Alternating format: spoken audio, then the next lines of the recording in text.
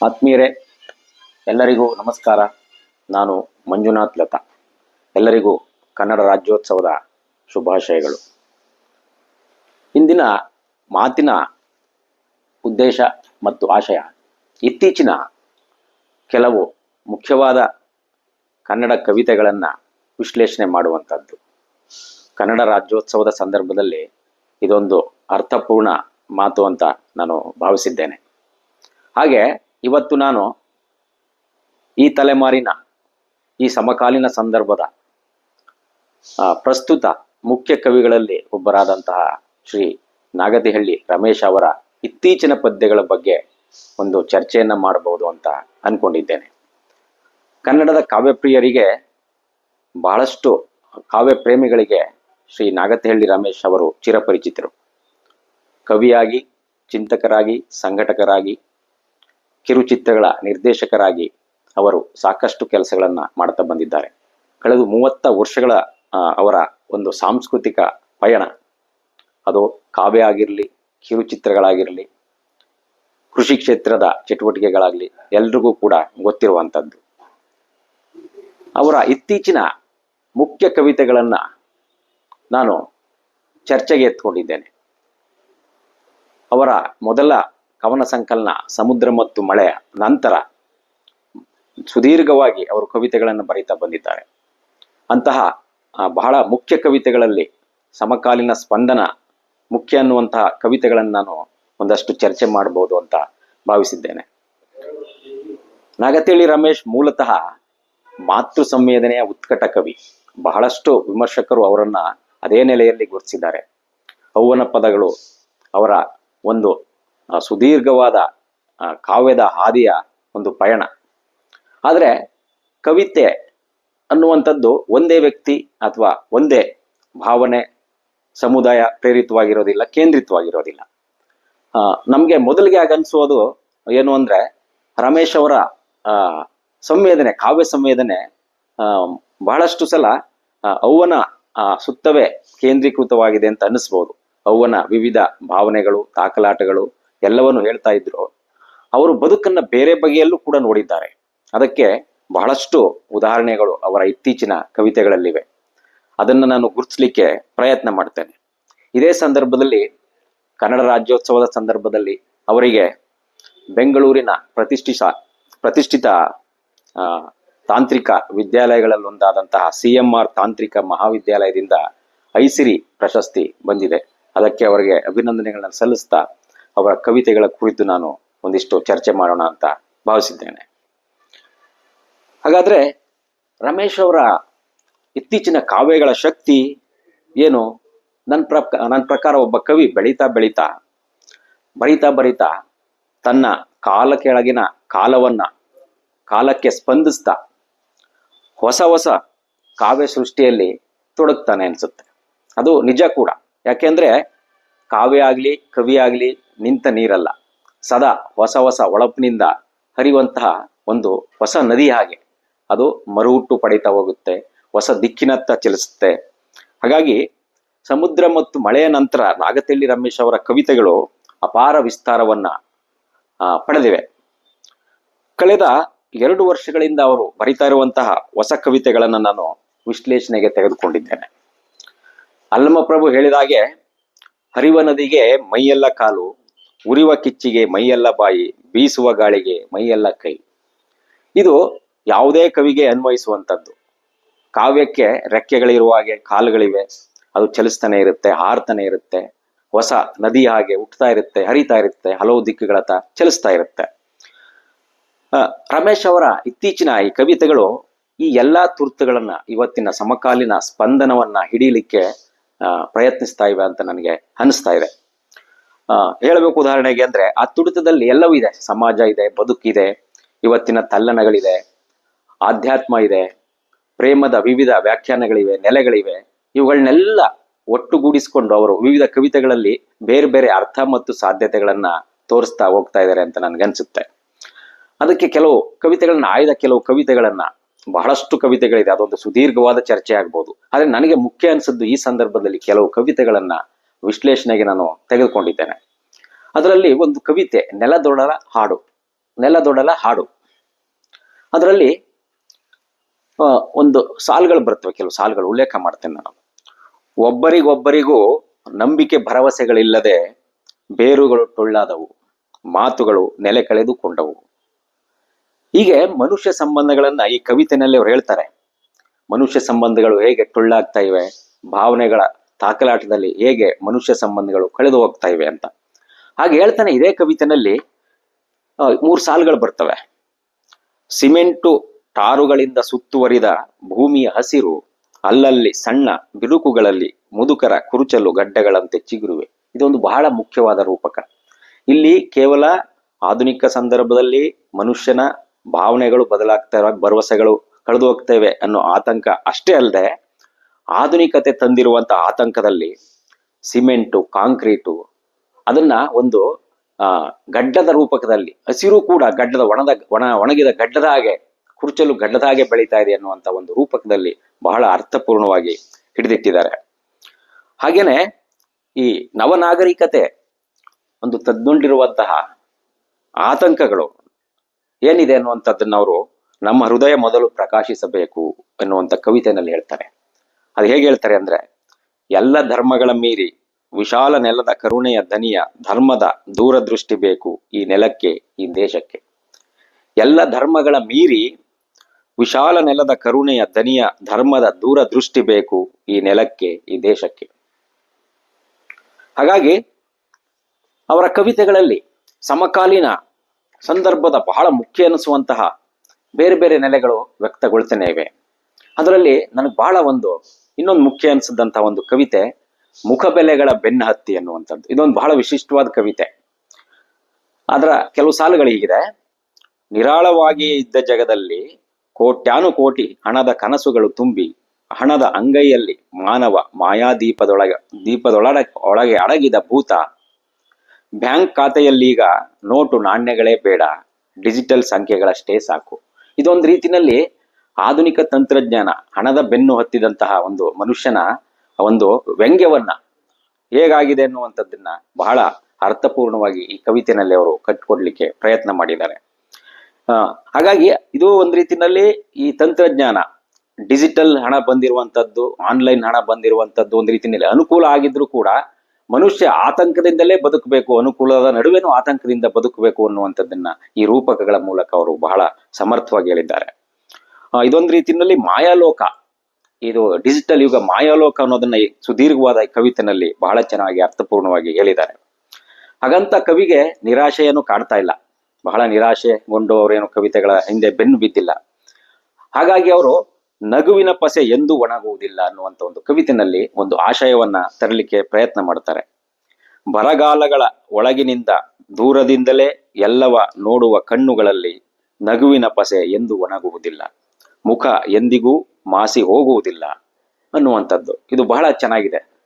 ಹೇಗೆ ಅಂದ್ರೆ, ಈ ನಿರಾಶೆ ನಡುವೆ ನಾವು ಹೊಸ ಹೊಸ ಆಶಯಗಳನ್ನ, ಸಾಧ್ಯತೆಗಳನ್ನ ಹುಡುಕ್ತಾನೆ ಇರಬೇಕು. ಆ ಹುಡುಕಾಟದಲ್ಲಿ ನಾವು ತೊಡಗಿರಬೇಕು ಅನ್ನುವಂಥದ್ದು ಬಹಳ ಮುಖ್ಯ. ಹಾಗಾಗಿ ನಗುವಿನ ಪಸೆ ಎಂದೂ ಒಣಗೋದಿಲ್ಲ, ಅದು ನಿರಂತರವಾದ ಒಂದು ಧಾರೆ. ಹಾಗಾಗಿ ಮನುಷ್ಯ ಯಾವತ್ತೂ ಕೂಡ ಆಶಯವನ್ನ, ಆಸೆಯನ್ನ ಕಳೆದುಕೊಳ್ಳಬಾರದು ಬದುಕಿನ ಬಗ್ಗೆ ಅನ್ನುವಂಥದ್ದು ಈ ಕವಿತೆಯಲ್ಲಿ ಬಹಳ ಅರ್ಥಪೂರ್ಣವಾಗಿ ಬಂದಿದೆ ಅಂತ ನಾನು ಅನ್ಕೊಂಡಿದ್ದೇನೆ.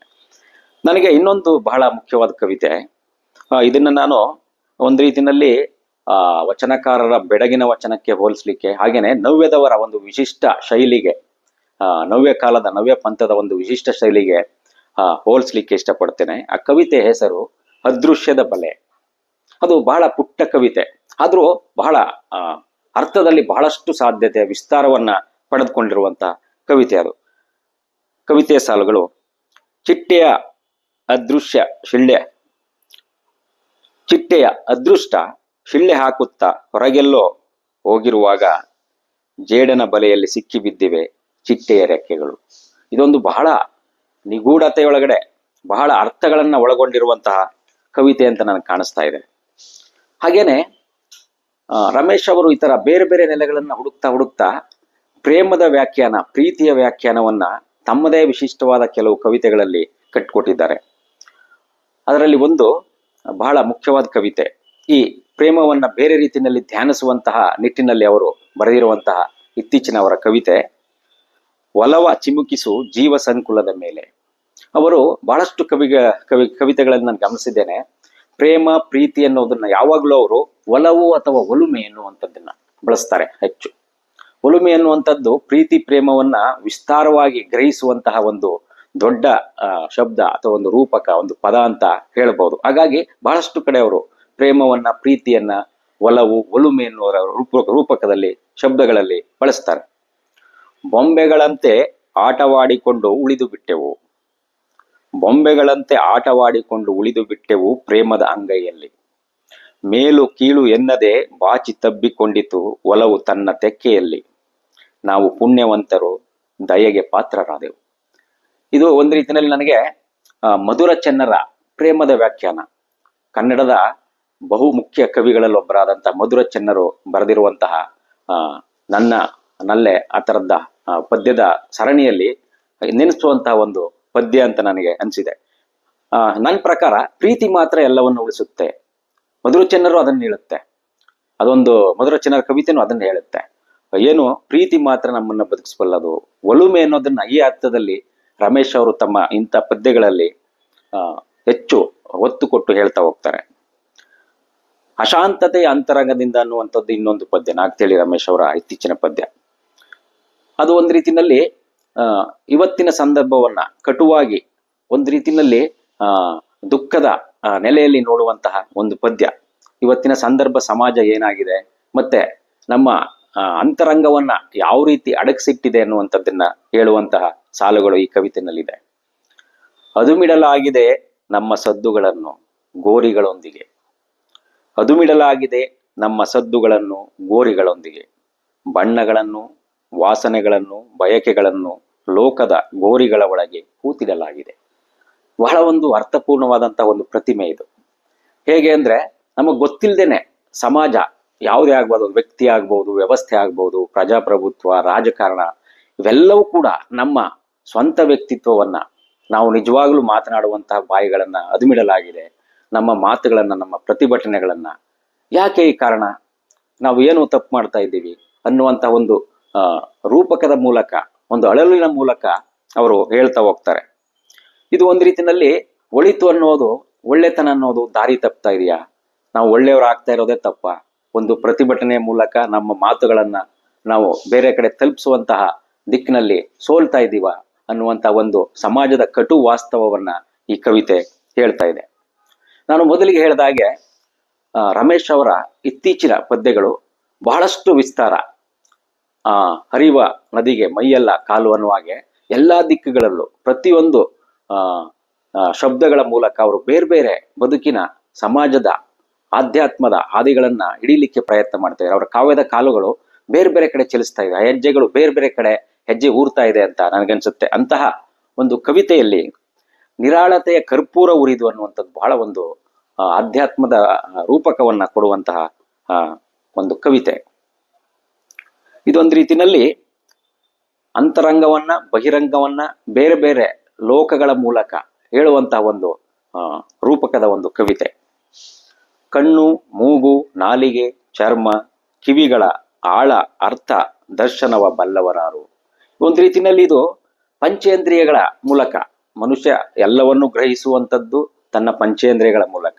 ಸ್ಪರ್ಶ, ನೋಟ, ಹೀಗೆ ನಾವು ಪಂಚೇಂದ್ರಿಯಗಳ ಬೇರೆ ಬೇರೆ ಆಯಾಮಗಳನ್ನ ಹೇಳ್ತಾವಿಲ್ಲ. ಹಾಗೆ ಆ ಲೋಕವನ್ನ ಇವರು ಅದನ್ನ ಯಾರು ಬಲ್ಲರು ಅನ್ನುವಂತ ಒಂದು ಕುತೂಹಲಕಾರಿ ಬೆರಗಿನಿಂದ ನೋಡ್ತಾರೆ ಅದನ್ನ. ಕಣ್ಣು, ಮೂಗು, ನಾಲಿಗೆ, ಚರ್ಮ, ಕಿವಿಗಳ ಆಳ ಅರ್ಥ ದರ್ಶನವ ಬಲ್ಲವರಾರು, ದೈವಗಳು ಹೂಗಳಾಗಿ ಅರಳುವ ಲೋಕ. ಹೀಗೆ ಸಾಕ್ತದೆ ಕವಿತೆ. ಅಂದ್ರೆ ಆಧ್ಯಾತ್ಮ, ದೇವರು ಕೂಡ, ದೇವರು ಅನ್ನುವಂಥದ್ದೇ ಅಂತಿಮ ಅಲ್ಲ, ಪಂಚೇಂದ್ರಿಯ ಕೂಡ ಅಂತಿಮ ಅಲ್ಲ, ಅದರ ಮೂಲಕ ಇನ್ನೇನನ್ನೋ ನಾವು ಹುಡುಕ್ತಾ ಇದ್ದೀವಿ, ಮನುಷ್ಯ ಹುಡುಕ್ತಾ ಇದ್ದಾನೆ ಎನ್ನುವಂತಹ ಒಂದು ಬೇರೆಯದೇ ದರ್ಶನವನ್ನ ಈ ಕವಿತೆ ನಮಗೆ ಕಟ್ಕೊಡುತ್ತೆ.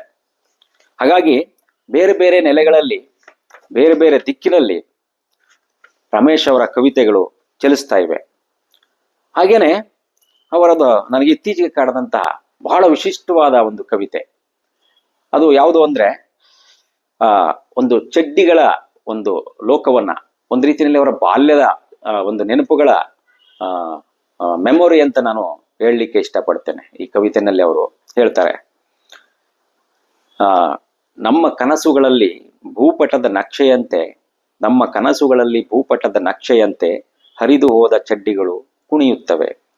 ಕನಸಿನಿಂದ ಎಚ್ಚೆತ್ತು ಕಣ್ತೆರೆದು ನೋಡಿದರೆ ಅವ್ವ ಆಚೆ ಎಸೆದು ಹರಿದು ಹೋದ ಚಡ್ಡಿಗಳು ಮಳೆಯ ಹೊಡೆತಕ್ಕೆ ಸಿಕ್ಕಿ ಹಸಿರಾಗಿ ಚಿಗುರುವೆ. ನೆಲದವ್ವ ಇದ್ದಾಳೆ ನೆಮ್ಮದಿಯ ನಾಳೆಗಳಿಗೆ. ಇಲ್ಲಿ ಒಂದು ರೀತಿಯಲ್ಲಿ ಬಡತನ, ಆತಂಕ, ಅವಮಾನಗಳ ಒಂದು ಲೋಕ ತೆರೆದುಕೊಳ್ಳುತ್ತೆ. ಚಡ್ಡಿಗಳು, ಹರಿದ ಚಡ್ಡಿಗಳು ನಮ್ಮನ್ನ ಎಷ್ಟು ಕಂಗೆಡಿಸಿದ್ವು, ಸಮಾಜದಲ್ಲಿ ಅಪಮಾನಕ್ಕೆ ಈಡು ಮಾಡಿದ್ವು ಅಂತ ಹೇಳ್ತಾ ಆ ನೆನಪುಗಳು ಬಂದಾಗ ಒಂದು ಭೂತಕಾಲದ ನೋವು ಇವತ್ತು ಕಾಡ್ತಾ ಇದೆ ಕವಿಗೆ. ಆದ್ರೆ ಒಂದು ಆಶಯ ನನಗೆ ಬಹಳ ಮುಖ್ಯವಾಗಿ ಕಂಡಿದ್ದು, ಅವ್ವ ಆಚೆ ಎಸೆದ ಹರಿದು ಹೋದ ಚಡ್ಡಿಗಳು ಮಳೆಯ ಹೊಡೆತಕ್ಕೆ ಸಿಕ್ಕಿ ಏನು ಹಾಳಾಗಿಲ್ಲ, ಅವು ಹಸಿರಾಗಿ ಚಿಗುರುವೆ. ಅಂದ್ರೆ ಒಂದು ಆಶಯ, ನಾಳೆ ಒಳ್ಳೇದಾಗುತ್ತೆ, ನಾಳೆ ಒಂದು ಒಳ್ಳೆ ಉಡುಪು, ನಾಳೆ ಒಂದು ಒಳ್ಳೆ ಚಡ್ಡಿ ನಮ್ಗೆ ಸಿಗ್ಬೋದು ಅಂತ ಕವಿ ಒಂದು ನಿರೀಕ್ಷೆಯನ್ನು ಇಟ್ಕೊಂಡಿದ್ದಾನೆ. ಸೋತಿಲ್ಲ, ಮತ್ತೆ ಹತಾಶೆಗೊಂಡಿಲ್ಲ. ಹಾಗಾಗಿ ಕೊನೆಗೆ ಒಂದು ಸಾಲು ಬರುತ್ತೆ ಇಲ್ಲಿ, ನೆಲದವ್ವ ಇದ್ದಾಳೆ ನೆಮ್ಮದಿಯ ನಾಳೆಗಳಿಗೆ. ನಮ್ಮನ್ನ ಈ ನೆಲದ ಅವ್ವ ಕಾಪಾಡ್ತಾಳೆ ನಾಳೆಗಳಲ್ಲಿ ಎನ್ನುವಂತಹ ಒಂದು ಭರವಸೆ, ನಂಬಿಕೆ ಈ ಕವಿಗಿದೆ. ಅದನ್ನ ಕವಿತೆಯ ಮೂಲಕ ವ್ಯಕ್ತಪಡಿಸ್ತಾ ಇದ್ದಾರೆ. ಹೀಗೆ ರಮೇಶ್ ಅವರ ಇತ್ತೀಚಿನ ಕವಿತೆಗಳು ಅವ್ವನಿಂದ ಬಿಡಿಸಿಕೊಂಡಂತಹ ಜಗತ್ತು. ಒಂದು ರೀತಿಯಲ್ಲಿ ಅವರ ಸಮುದ್ರ ಮತ್ತು ಮಳೆಯ ಸಂಕಲನದ ಕವಿತೆಗಳು ಅವ್ವ ಕೇಂದ್ರಿತವಾಗಿದ್ವು. ಹಾಗೇನೆ ಅವ್ವನನ್ನ ಜಗತ್ತಿನ ಮೂಲಕ ಹುಡುಕ್ತಾ ಇದ್ವು. ಆದ್ರೆ ಇತ್ತೀಚಿನ ಅವರ ಕವಿತೆಗಳು ಜಗತ್ತಿನಲ್ಲಿ ಅವ್ವನನ್ನ ಕಾಣುವಂಥದ್ದು, ಹಾಗೇನೆ ಸಮಾಜದಲ್ಲಿ, ಆಧ್ಯಾತ್ಮದಲ್ಲಿ ಅದನ್ನ ವಿಸ್ತಾರವನ್ನ ಪಡಿತಾ ಹೋಗಿದೆ ಅನ್ನೋದು ನನ್ನ ಅಭಿಪ್ರಾಯ. ಹಾಗಾಗಿ ಇಂತಹ ಕವಿತೆಗಳ ಕುರಿತು, ನಾಗತಿಹಳ್ಳಿ ರಮೇಶ್ ಅವರ ಹೊಸ ಕವಿತೆಗಳ ಕುರಿತು, ಹೊಸ ಹೊಸ ವ್ಯಾಖ್ಯಾನಗಳ ಕುರಿತು ಹೆಚ್ಚು ಚರ್ಚೆ ಆಗಬೇಕಾಗಿದೆ. ಹಾಗೆ ಇತರ ಕವಿಗಳ ಕವಿತೆಗಳ ಕುರಿತು ಕೂಡ ಬಹಳಷ್ಟು ಚರ್ಚೆಗಳು ನಡೆಯಬೇಕಾಗಿದೆ ಅಂತ ನನಗನ್ಸಿದೆ. ಎಲ್ಲರಿಗೂ ನಮಸ್ಕಾರ.